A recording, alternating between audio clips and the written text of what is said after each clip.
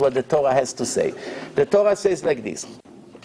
From the Ishmael that the Torah called him a wild beast. Ishmael, Pere Adam.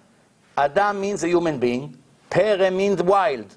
Wild human being. Who called him? The one who created him, God, say, Ishmael Pere Adam. Yado bakol veyad kolbo. His hand is in everything, and everything in his hand. What does it mean? If you search in the Arab countries, they got the blessing of wealth. Where the wealth comes? From the oil. Almost all the Arab countries have unlimited amount of oil. And they make fortune from the oil, especially when a barrel is over $100. They make billions of dollars every week, every country. And the oil that they made with so much wealth, you would expect them to be the leaders in every field, in medicine, in science, in technology, but you'll be very surprised. The Arab countries import everything. They do not invent anything. No cars, no electronic, no machinery, no tanks, no airplanes, nothing. Nothing whatsoever is made in their country. Even food that is so easy to make, most of the foods, besides bread and some things like that, most of the foods is imported from different countries. Almost everything in their countries is imported. They have a lot of money, and they buy all the knowledge from the Russian, from Europe, everywhere, and they imported everything. But they do not produce on their own. However, look at Israel, tiny country, 5 million Jews. Almost everything you buy today in the world is an Israeli invention. Cell phone, this, computer, software, Intel, Microsoft, almost everything. In hospitals, all the monitors, almost everything somehow is Israel. I once saw an email, I couldn't believe it. Maybe 100 inventions that changed the face of the earth in our time. Everything is made in Israel. The Israeli invented, the Americans buy it, they have the money, they develop it, and it goes to the market. So it's two different approaches. A poor country that produces a lot with a Jewish brain. Put the joint down, man.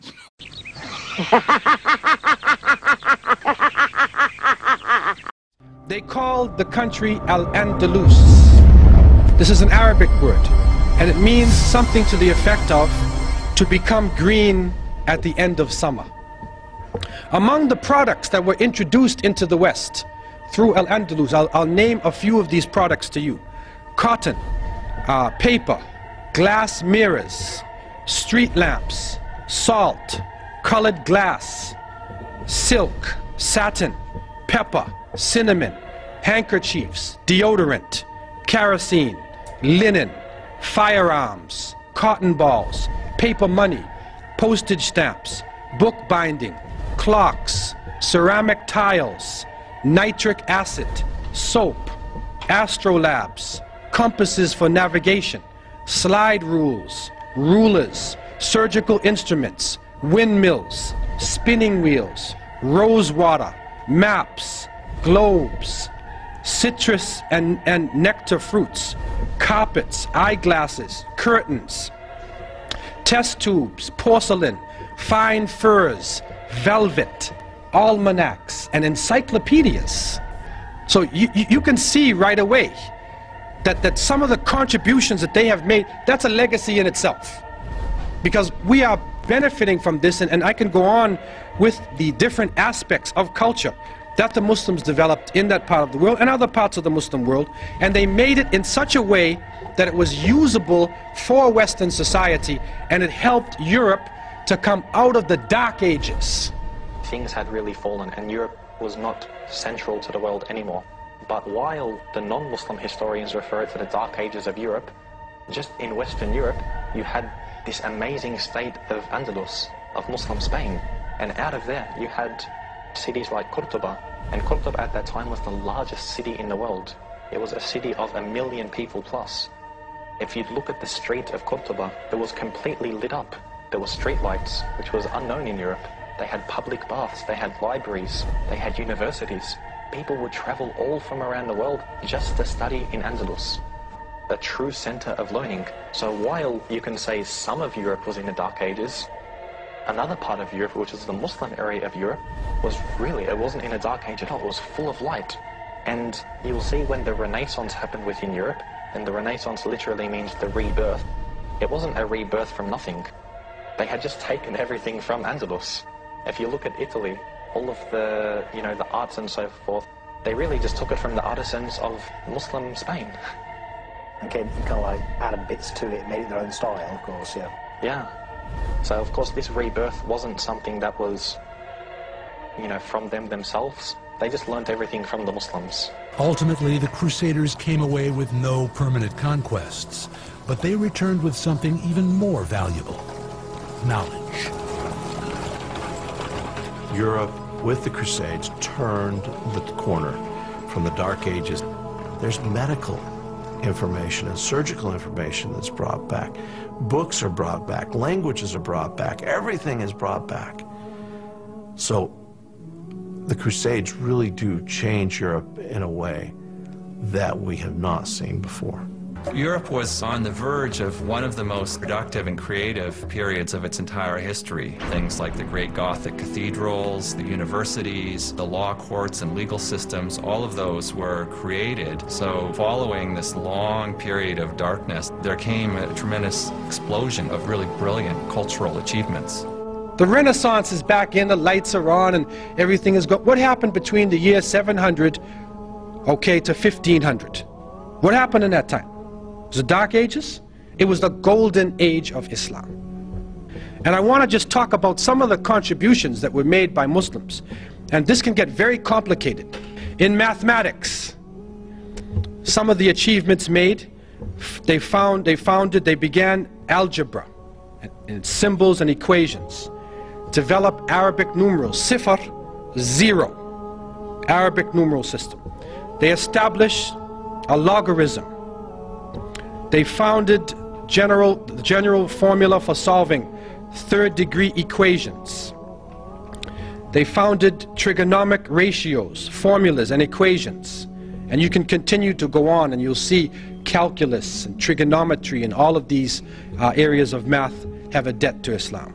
In physics, they established the science of power, or mechanics. They described the center of gravity. They described gravity. So when that apple hit Newton in his head, okay, he was probably reading an Arabic book, and it woke him up from his sleep, and then he turned to the page on gravity. But what comes to us, the apple hit him in his head, and they say he discovered gravity. Muslims had described gravity in details long before Isaac Newton. Also, they described mechanical properties of geometric bodies. They developed the hydrometer, aerometer, the lever, balance, scale. They measured specific gravity of different substances, invented the pendulum, the spring and wall clock. Also, you find in chemistry, they introduced atomic theory of matter. They developed processes of evaporation, sublimation, crystallization, distillation, filtration, pigmentation, melting. They introduced methods of steel making, metalwork. They developed procedures for dyeing of cloths and textiles. They established preparation methods of chemicals, sulfuric, nitric and hydrochloric acids, ammonium chloride, silver nitrate, mercuric oxide, chloride, sulfide, sodium. They developed chemical processes and methods for manufacturing of glass, soaps, perfumes, resins, oils, paints, paper, sugar, gunpowder.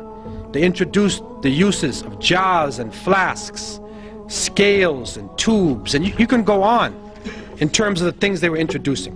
In astronomy, they developed astrolabes and sextants, prepared star catalogs and tables of planetary motion, named over 200 stars with Arabic names.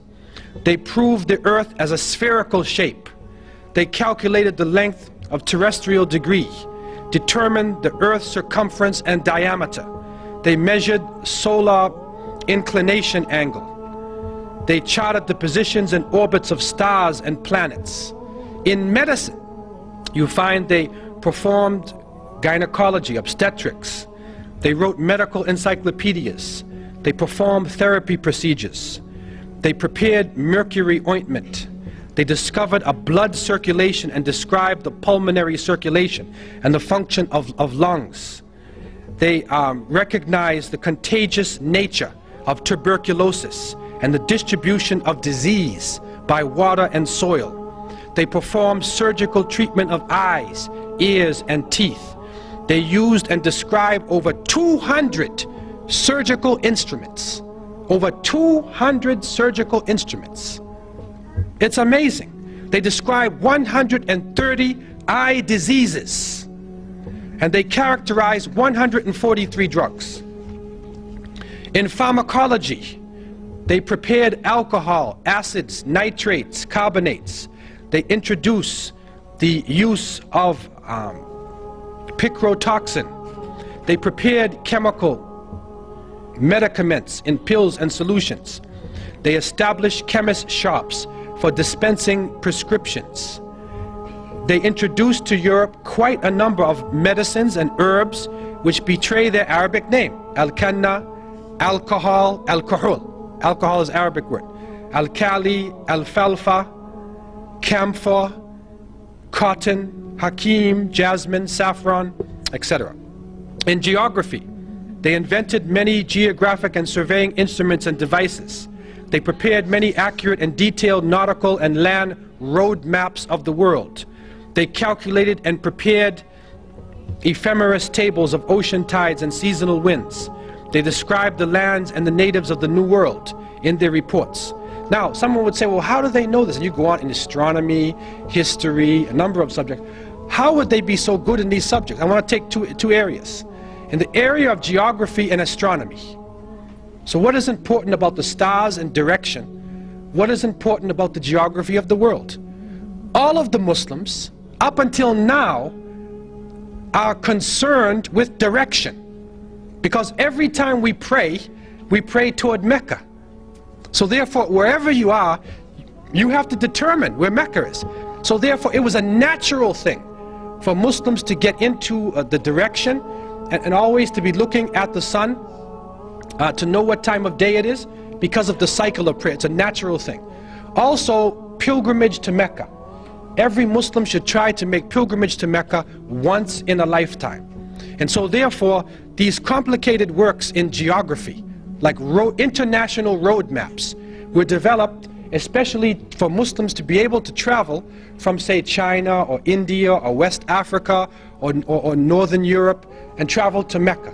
Getting back to Spain now, we find that they were able to, for instance, take water and bring the water down from a mountain using aqueducts, using canals, and canal it all through the cities so that every house had access to running water.